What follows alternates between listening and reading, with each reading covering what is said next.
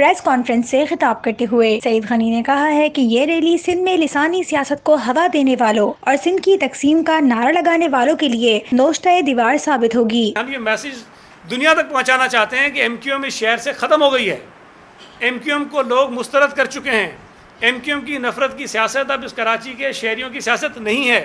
ان کی زبان کوئی ہو، قومیت کوئی ہو، تعلق کسی علاقے سے ہو، لیکن جہاں وہ صوبہ سندھ میں رہتے ہیں تو سندھی بن کر آپس میں ایک دوسرے کے ساتھ مل جل کر رہیں تاکہ ہمارے صوبے میں، ہمارے شہر میں امن ہو اور ہمارا شہر اور صوبہ جو ہے وہ ترقی کر سکے۔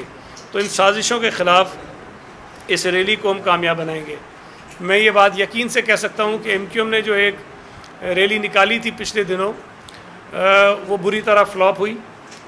کراچی کے شہریوں نے ان کو مسترد کیا اور جو توقعات انہوں نے رکھی تھیں، جتنا انہوں نے اخراجات اس پہ کیے، جتنی گاڑیاں انہوں نے ہائر کیں، اتنی بڑی تعداد میں لوگ وہ اکٹھے نہیں کر سکے۔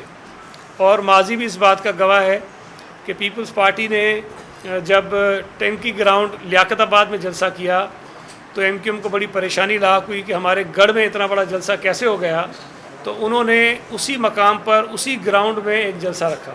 ان دونوں جلسوں کی فوٹیج ضرور نکالیں اور دیکھیں کہ پیپلز پارٹی کے جلسے کے مقابلے میں ایم کیو ایم کی جو جلسی تھی وہ 10% بھی نہیں تھی۔ انہوں نے کہا کہ ایم کیو ایم دہشت گرد جماعت ہے اور اسی لیے اس شہر اور صوبے کے عوام نے انہیں سیاسی طور پر مسترد کر دیا ہے۔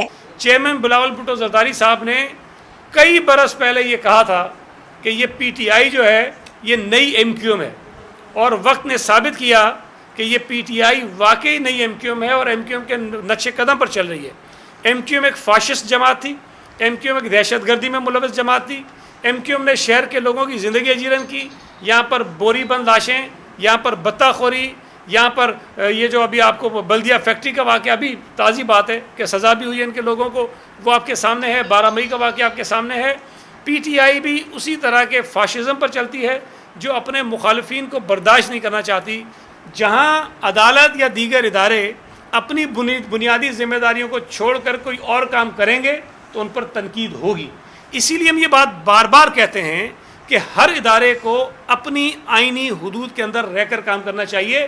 نہ ہم یہ چاہتے ہیں کہ ان کے اوپر تنقید ہو، نہ یہ ان کے حق میں کہ ان کے اوپر تنقید ہو، لیکن اس کے لیے آپ کو بہت ساری چیزیں دیکھنی ہوگی۔ جماعت اسلامی کے جائز مطالبات پر بیٹھ کر بات ہو سکتی ہے۔ Jamaat Islami M Q M کی طرح لسانیت اور تقسیم کی بات نہیں کرتی۔ ہم اپنے اردو بولنے والے بھائیوں اور بہنوں کو یہ بتانا چاہتے ہیں، باور کرانا چاہتے ہیں کہ ایم کیو ایم نے ماضی میں جتنا ان کو نقصان پہنچایا ہے شاید کسی اور جماعت نے کسی اور وجہ سے ان کو نقصان نہیں پہنچایا۔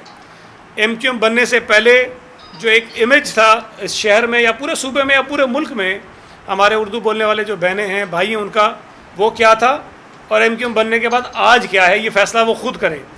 کسی بھی سیاسی جماعت کے جینون اگر کسی کو ایشوز ہیں نا، ہمارا اختلاف بھی ان سے ہو، لیکن ٹیبل پر بیٹھ کے بات کی جا سکتی ہے۔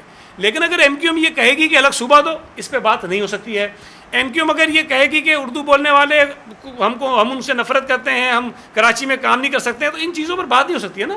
اگر آپ پولیٹیکل ایشوز پہ بات کرنا چاہتے ہیں تو جماعت اسلامی سے بالکل کچھ چیزوں پہ اختلاف ہمارا ہو سکتا ہے، لیکن میں پھر یہ کہتا ہوں کہ ان کو حق ہے کہ اپنی بات کریں، لیکن جو بات وہ کر رہے ہیں اس پہ ان کے ساتھ ڈائلاگ ہو سکتا ہے۔